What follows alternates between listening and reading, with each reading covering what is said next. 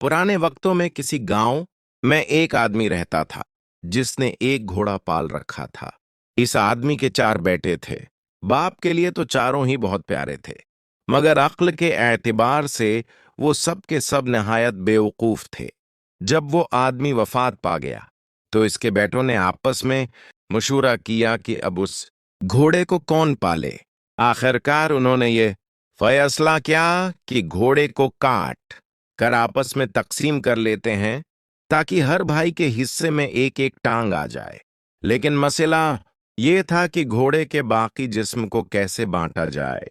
वो घोड़े के पास खड़े उसी अलझन में मुब्तला थे कि इतने में एक शख्स वहां से गुजरा।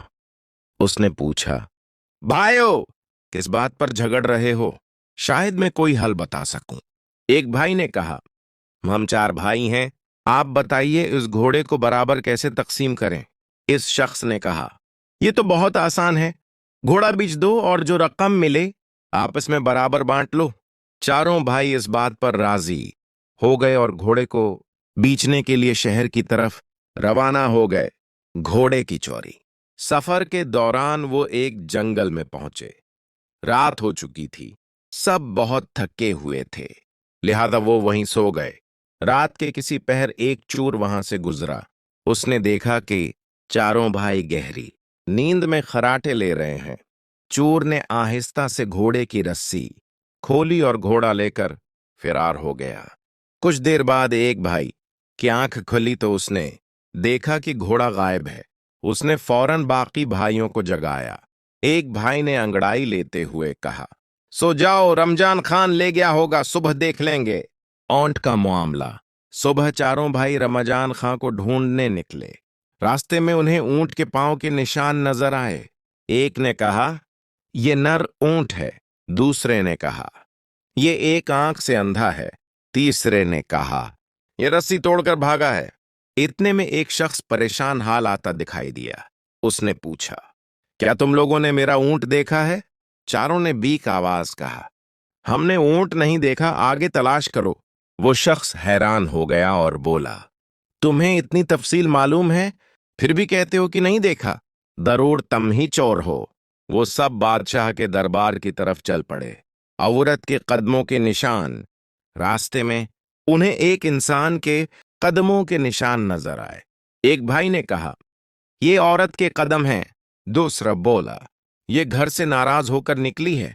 तीसरा बोला, ये हामिला है। इतने में एक और शख्स आया और बोला, क्या तुमने मेरी बीवी को देखा? उन्होंने फिर कहा, हमने नहीं देखा। वो शख्स भी शक में पड़ गया और सब बादशाह के दरबार पहुंच गए। बादशाह का इम्तिहान। बादशाह ने सबकी बातें सुने। चारों भाइयों ने कहा, हम बेकसूर हैं, हमें इल्म गैब हासिल है। बादशाह ने इम्तिहान लेने के लिए एक संदूक में उनार रखवा कर पूछा, बताओ इसमें क्या है? एक भाई बोला, कोई गोल चीज है। दूसरा बोला, ये इसके सर पर ताज है। तीसरा बोला, ये अनार है। बादशाह मान गया कि ये लोग सच कहते हैं। उसने रमजान खां को घोड़े की कीमत अदा करने का हुक्म दिया। नई मुसीबतें। भाइयों ने उस रकम से बिक्रियां खरीदें और गांव वापस रवाना हो गए। रास्ते में वो एक दरख्त के नीचे सो गए।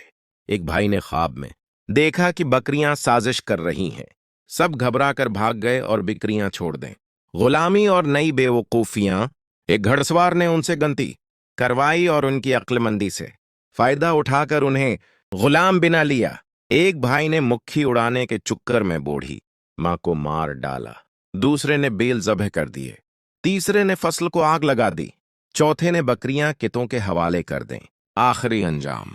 आखिरकार घड़सवार उनकी हरकतों से तंग आकर उन्हें अपने घर से निकाल देता है। यूं ये चारों भाई अपनी बेवकूफियों के सबब हर जगह जलील होते रहे और आखिरकार दरबदर हो गए। अगर आप चाहें तो मैं